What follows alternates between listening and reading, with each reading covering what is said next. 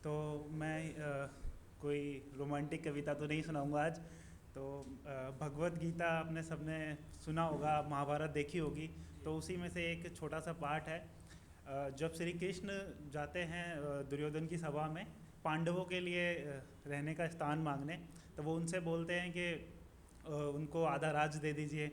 जब वो नहीं मानते हैं तो उनको बोलते हैं वो 5 गांव दे दीजिए।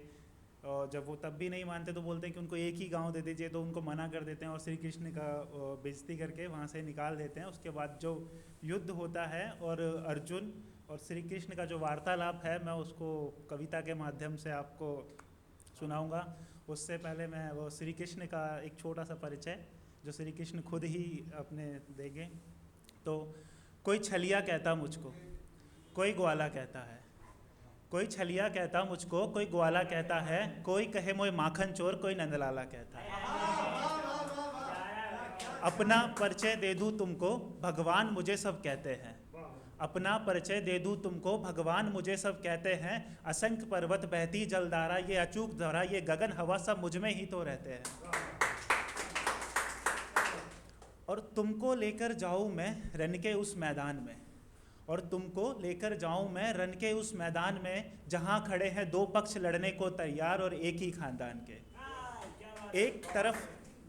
एक तरफ दुर्योधन की सेना हाथी घोड़े चिंगाड़ रहे, दूजी ओर 5 पांडव माधव की ओर निहार रहे।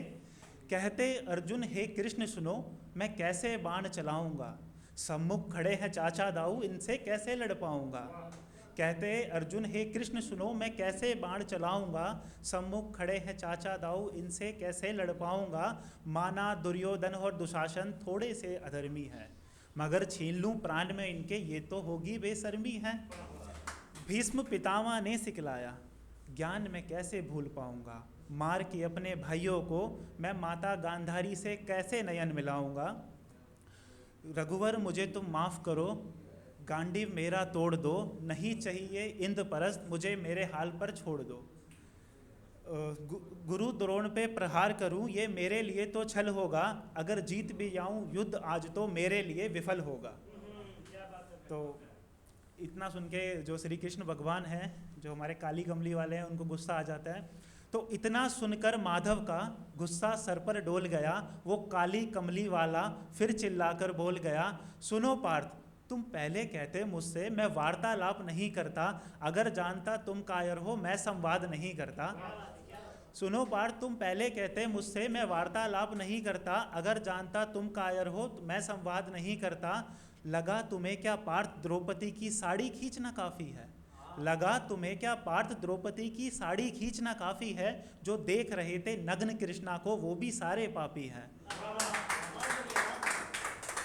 लगा तुम्हें क्या पार्थ द्रौपदी की साड़ी खींचना काफ़ी है, जो देख रहे थे नग्न कृष्णा को वो भी सारे पापी हैं। गुरु द्रोण भी थे वहाँ पर, भीष्म भी थे, जबड़ा भींच रहे, चुप रहकर सभी सभा में कलयुग कहते सींच रहे। और वो उनसे बोलते हैं कि तुम युद्ध करो, और कृष्ण अर्जुन बार बार मना करते हैं। तो श्री कृष्ण बोलते हैं, खुद को तुम ईश्वर ना समझो, कुछ भी तुम्हारे हाथ नहीं। सुनो पार्थ, खुद को तुम ईश्वर ना समझो, कुछ भी तुम्हारे हाथ नहीं। ना ही जीवन तुम दे सकते हो, ना ही मृत्यु, ना ही प्रेम, ना ही दे सकते आघात कहीं।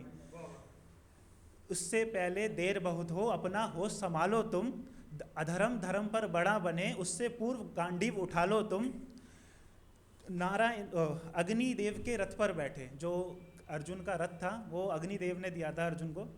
तो अग्निदेव के रथ पर बैठे जिसको नारायण हाँक रहे, ऊपर ध्वज पर बैठे हनुमत पूरी सेना नाप रहे। दिखला दो तुम अनंत काल को, नारी पे जब आघात होगा, सतयुग हो या त्रेता युग, सबका यही हाल कुख्यात होगा।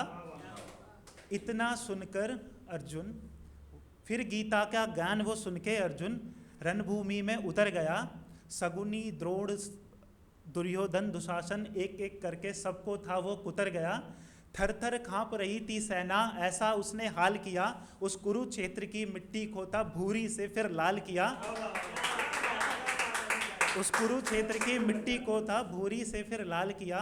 पांडवों की जीत हुई, कौरव सारे राख हुए, और धर्म पे अधर्म के सपने सारे मिट्टी में थे खाक हुए।